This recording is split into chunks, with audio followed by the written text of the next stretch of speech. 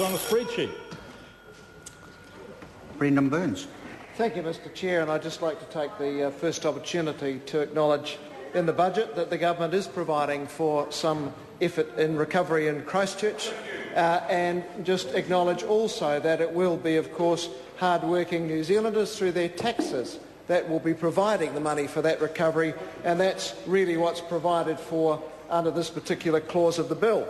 But I just wanted to also pick up on the point of my colleague Mr Nash around the taxes being paid by particular sections in the community, and also acknowledge too that we have a situation in respect of the dairy farming community where there are actually tax liabilities also created because of the failure of the Minister for the Environment sitting opposite to deliver in the National Water Policy Statement of last week any mechanisms for environmental control. So we have taxpayers actually funding the clean-up of some of the inputs that the dairy industry does provide. We only need to look at the Waikato River and the lakes in Rotorua and the Waikato River for examples of where the taxpayers, through the annual rates set in bills like this, are actually paying twice in effect.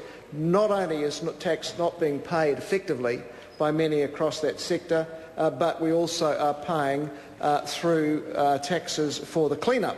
And then, of course, provided for under this budget will also be the irrigation schemes, which the dairying industry will, with others, be a major beneficiary of.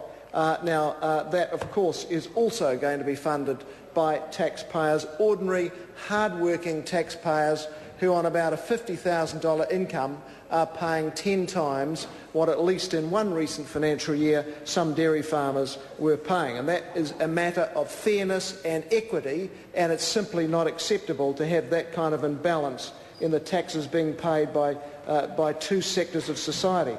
I just wanted to say also that the Prime Minister made comment today about how the largest amount of tax is paid by a relatively small part of the community.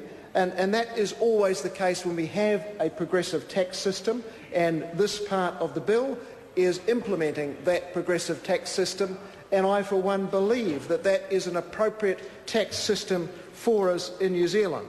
And just last night I attended the graduation of my daughter. Victoria University, graduated as a primary teacher, a very, very proud father there last night amongst many other parents there. Now, those students, of course, will have contributed something around, I'd guess, 20% of the cost of their tertiary education, and we as taxpayers will have contributed 80%, provided for under the clause in this bill where we've set annual rates and pay our taxes. But I'd make the point that those students, as they graduate, will be the beneficiaries as they go into higher earning jobs of a stable and orderly society that we treasure in New Zealand.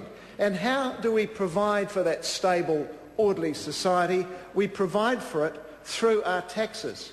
We provide for it through parts of bills like this one tonight.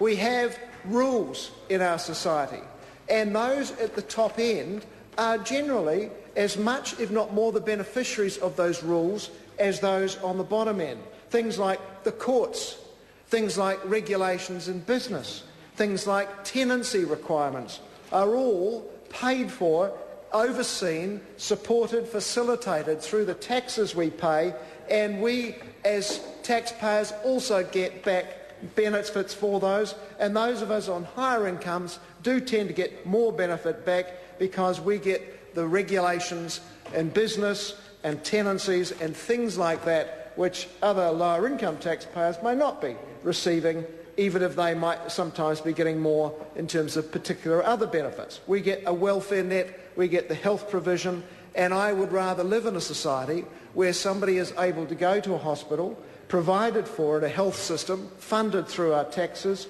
through clauses like this, than having a system we see in other parts of the country where, as David Longy once put it, they feel for your wallet before they feel for your pulse. That's part of having a progressive tax system.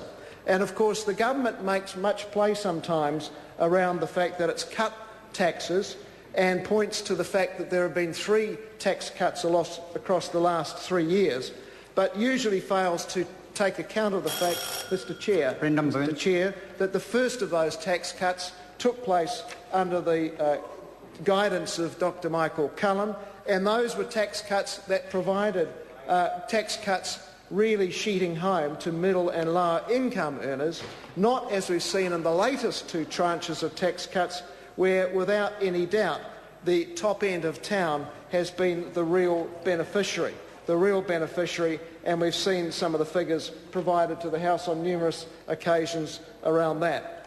I wanted to just pick up on some of the commentary in the Economic and Financial Fiscal Update as tabled today by the Minister of Finance around tax matters, and just say to the Minister that we are on page 80.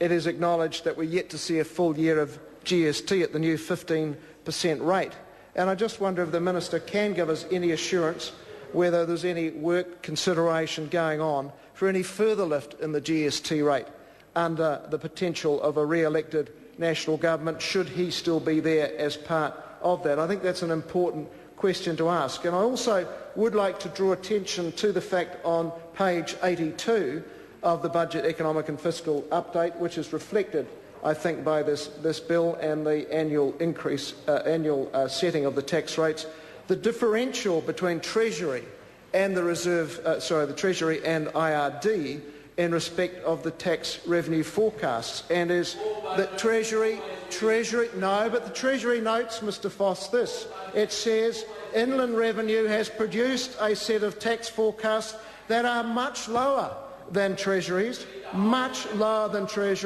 In this update, yes I will, the total difference between the tax forecasts across the 5 June years, 2011 to 2015, it's on page 81, which will help you with your own guidance, is nearly $4 billion. $4 billion, not an amount to be sneezed off, not an amount to be dismissed as just a minor variation between 2 government departments, an actual $4 billion difference in projections between, that's right, and that is $1 billion a year in anybody's language. $1 billion a year is not to be sneezed at. And why has that come about? And it's become about because the IRD is less upbeat on the business tax. That's right, the business tax upside. That's right. It's because there's the bulk of the difference, as I'm again quoting from the papers, is the difference in estimates for corporate tax. Because Treasury is upbeat, it's saying that the corporate sector is bouncing back, and IRD, which is a less political organisation, if you like, it's simply there to make sure that the revenue comes in to meet the needs and objectives of the government. It's simply there for that reason, and it is simply just not going to be that upbeat on that issue. It's not prepared to be that upbeat on the issue.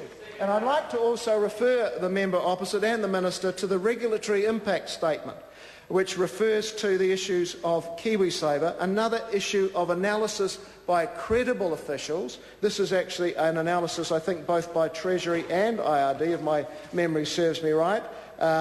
And that has, I think, IRD's fingers all over it, because it's talking about its concern that we are making changes to KiwiSaver when it is less than 5 years old. It was only launched in 2007. There have already been several significant changes to contribution requirements. Who made those? Those were made in 2008 and 2009 by the national government, which wanted to fund the first round of its tax cuts and took away the 2% contribution. Yes, it did. Took them away, now going halfway back to reinstating it because we need a new savings regime. And here is what they say about that. The KiwiSaver industry has not experienced any period of stability in which to establish its core products, and this uncertainty and unpredictability is not helpful to either the industry or its savers. The national government's track record on this issue is appalling, dating back to Muldoon, and it's still carrying on to this day under this budget Woodhouse. and under these... Thank you, Mr. Chairman. Michael Woodhouse. So now we know Labor are